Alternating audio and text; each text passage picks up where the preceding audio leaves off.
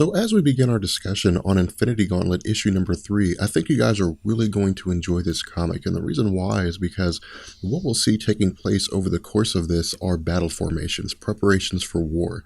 We're going to be seeing a plan put together, and it won't be until the end of the comic that we actually understand the true nature of this plan. But what this is also the last issue where we have talking, and it'll be the last issue before we actually get into the main discussion, the main conflict that takes place between Thanos and all of these superheroes leading up to the end of the Infinity Gauntlet storyline. And what we see here as the story begins to pick up is that we're back with Doctor Doom, Adam Warlock, the Silver Surfer, and Doctor Strange.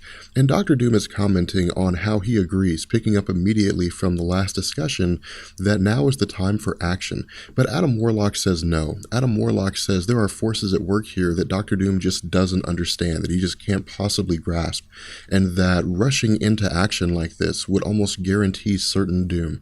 And so he says that he has a intricate and a very interweaved plan that's unfolding here, and that the slightest disturbance could very well lead to the ruin of all.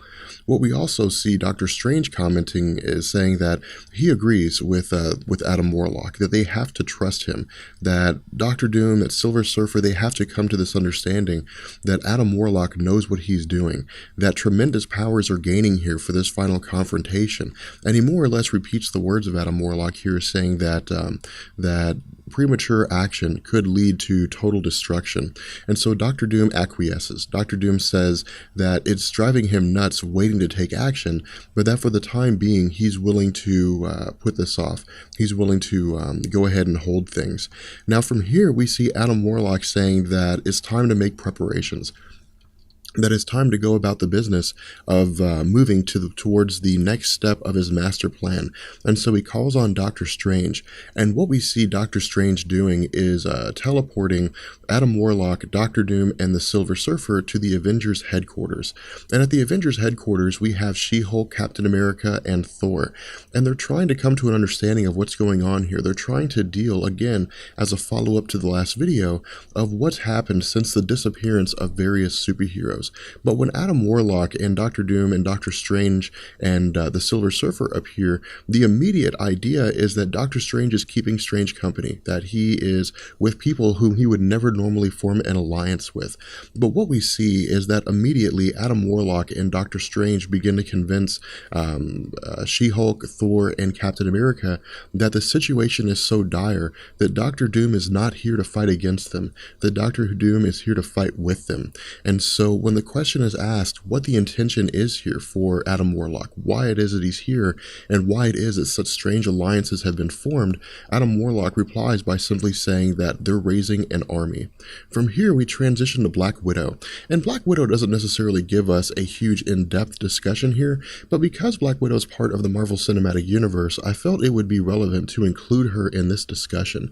And all we really see is that she's one of the people on the sideline. She's kind of in the background. She's doing the best she can to help save lives as a result of the energy shockwave that had reached the planet Earth and the devastation that it had caused. We see that she's jumping out of a building, out of a burning building, saving a baby.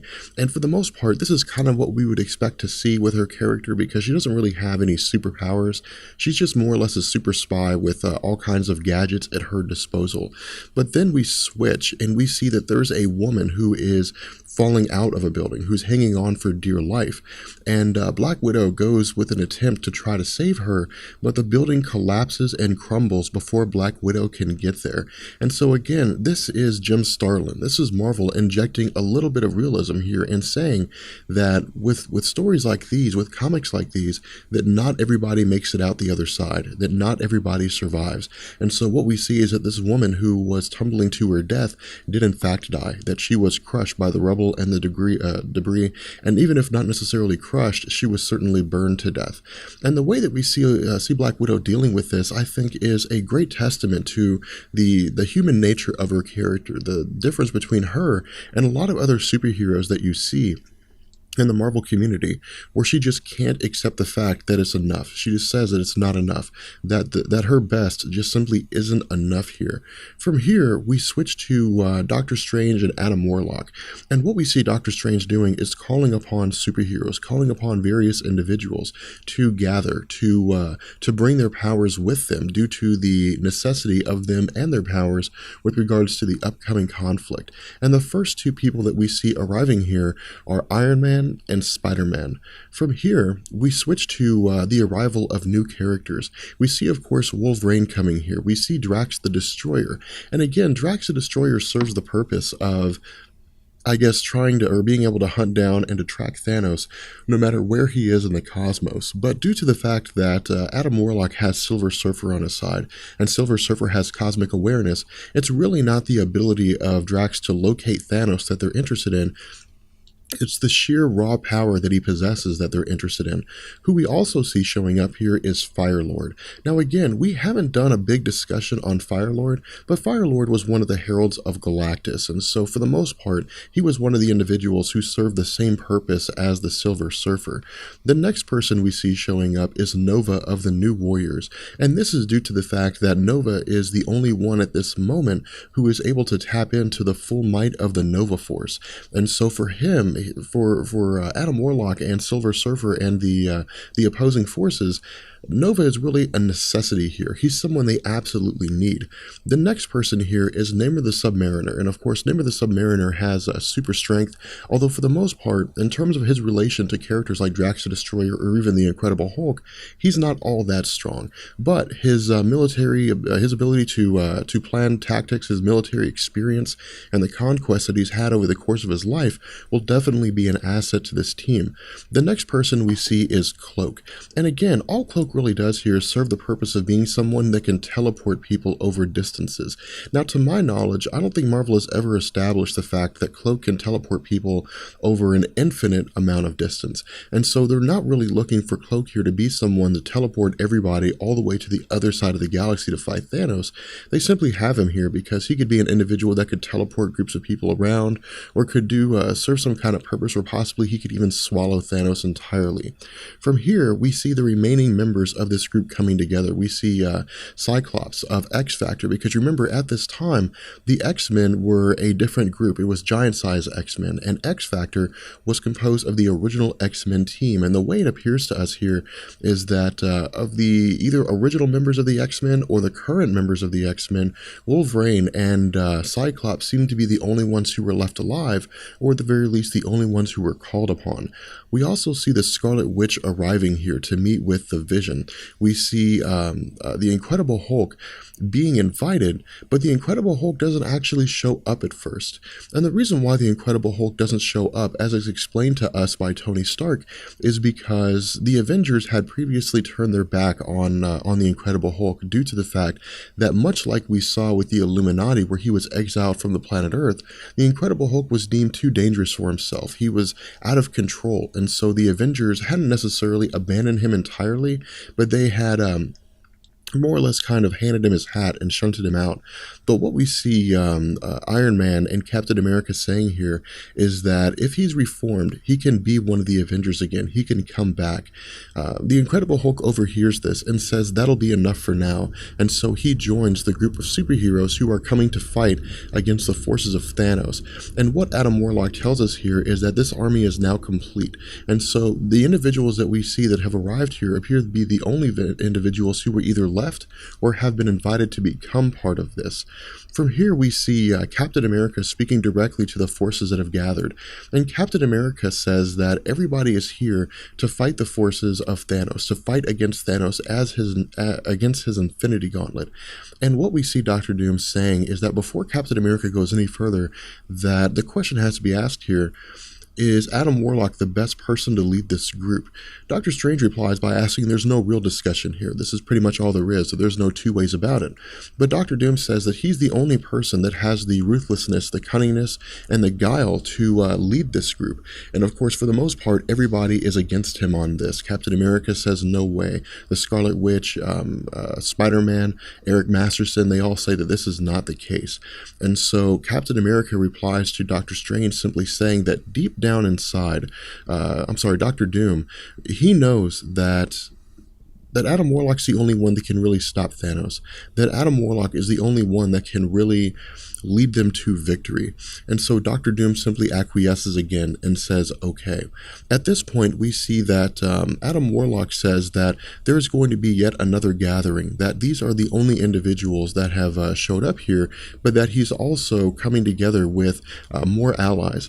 And when the question is asked what these allies are, Adam Warlock simply replies by saying cosmic allies, indicating to us that he's also gathering the cosmic entities together as a force to fight against the power of Thanos. What we also see is that Adam Warlock and the Silver Surfer travel to the other side, to the far corner of the galaxy. And the reason for this, as we'll pick up, is that they're meeting with Quasar and the cosmic entities in order to form a team, in order to come together for the purpose of bringing everybody together to fight against the power of Thanos.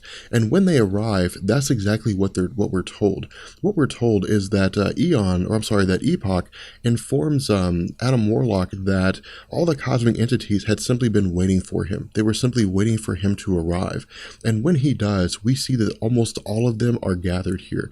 Now, there are some cosmic entities that aren't here, but for the most part, almost all of them, or the most prominent ones, are. We see Kronos, we see the Living Tribunal, we see Master Order and Lord Chaos, the Stranger, and of course, this is a list that we had previously discussed, so we won't go into it too much longer.